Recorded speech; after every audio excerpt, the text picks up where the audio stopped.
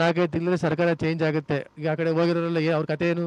ಅದೇ ನಾನು ಕೇಳೋದು, ನಿಮ್ಮನ್ನ ಕೇಳ್ತಾ ಇರೋದು ಟೆಕ್ನಿಕಲ್ ಕ್ವಶನ್ ಕೇಳ್ತಾ ಇರೋದು. 4-5 ತಿಂಗಳಿಗೆ ಸರ್ಕಾರ ಚೇಂಜ್ ಆಯಿತು ಅಂದ್ಕೊಳ್ಳಿ. ಆಗ ಬಂದ್ಬಿಟ್ಟು ಮತ್ತೆ ಸೂರಜ್ ರೇವಣ್ಣಗೆ ಜೈ ಅಂತಾರ, ಎಚ್ ಡಿ ರೇವಣ್ಣಕ್ಕೆ ಜೈ ಅಂತಾರೆ. ಅಲ್ಲ ಇದೇ ಕತೆ. ಅವ್ರವ್ರು ಕರ್ಕೊಂಡು ಮತ್ತೆ ಇದು ಕೈ ಮಸಿಗೆ ಮಾಡ್ಕೊಂಡು ಬರೋದು. ಏನು ಹೇಳೋದು, ತಿಳಿದಿರೋರಿಗೆ ಬುದ್ಧಿವಂತರಿಗೆ ಏನಾದರೂ ಹೇಳ್ಬೋದು. ಏನು ಉತ್ತರ ಕೊಡ್ತೀರಿ? ಸರ್ಕಾರ ಬಿದ್ದೋಗ್ತದೆ ಅಂತೇಳಿ ನಾವು ಅಸ್ಥಿರವಾಗಿದ್ದೀವ. ಈಗ ಬೈ ಎಲೆಕ್ಷನ್ ಮತ್ತೆ ನಾವು 3-3 ಗೆದ್ದಿದ್ದೀವಿ. ಸುಮಾರು ನಾವು ಹತ್ತತ್ರ 140 ತನಕ ಇದ್ದೀವಿ. ಹೇಗೆ, ಯಾವ ಮಾನದಂಡದಲ್ಲಿ ಹೇಳಿದ್ದಾರೆ ಸರ್ಕಾರ ಬಿದ್ದೋಗ್ತದೆ ಅಂತ? ಕೇಳಿಸ್ತಾ ಇಲ್ಲ ಅಲ್ಲ? 100% ಅಲ್ಲ.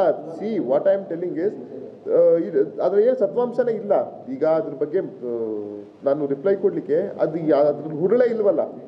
ಈಗ ನಾವು ಬಾರ್ಡ್ರಲ್ಲಿದ್ದರೆ ಸರಿ, ನಮ್ಗೆ 140 ಜನ ಹತ್ತತ್ರ ಶಾಸಕರುಗಳು ನಮಗೆ ಬೆಂಬಲ ಇದೆ. ಇಡೀ ರಾಜ್ಯದ ಜನ ನಮ್ಮ ಕಾಂಗ್ರೆಸ್ ಪಕ್ಷದ ಸರ್ಕಾರದ ಪರ ನಿಂತಿದ್ದಾರೆ. ಹೇಗೆ ನಾವು ಸರ್ಕಾರ ಬಿದ್ದೋಗ್ತದೆ ಹೇಳ್ಬೇಕಾ? ಯೋಚನೆ ಮಾಡಬೇಕಾದ್ರೆ ನಾವೆಲ್ಲ ಒಬ್ಬೊಬ್ಬರು ಜನಪ್ರತಿನಿಧಿಗಳು ಗೌರವತ್ವ ಸ್ಥಾನದಲ್ಲಿದ್ದೀವಿ, ಜವಾಬ್ದಾರಿತ್ವ ಸ್ಥಾನದಲ್ಲಿದ್ದೀವಿ. ಯೋಚನೆ ಮಾಡಿ ನಾವೆಲ್ಲ ಉತ್ತರ ಕೊಡಬೇಕಾಗ್ತದೆ ಮಾಧ್ಯಮದಲ್ಲಿ ಮಾತಾಡಬೇಕಾದ್ರೆ. ಈಗ ಅದು ಕೋರ್ಟಲ್ಲಿದೆ, ಉಚ್ಚ ನ್ಯಾಯಾಲಯದಲ್ಲಿದೆ, ಸುಪ್ರೀಂ ಕೋರ್ಟ್, ಹೈಕೋರ್ಟಲ್ಲಿ ಇರೋದ್ರಿಂದ ಪ್ರಕರಣದ ಬಗ್ಗೆ ನಾವು ಯಾರು ಮಾತಾಡಬಾರ್ದು. ಯಾಕಂತ ಹೇಳಿದ್ರೆ it's a matter of court. We should not speak as an common people, as an people representative. We should not speak when the case in before the court. ಏನಾದರೂ ಹೇಳ್ಕೊಳ್ಳಿ.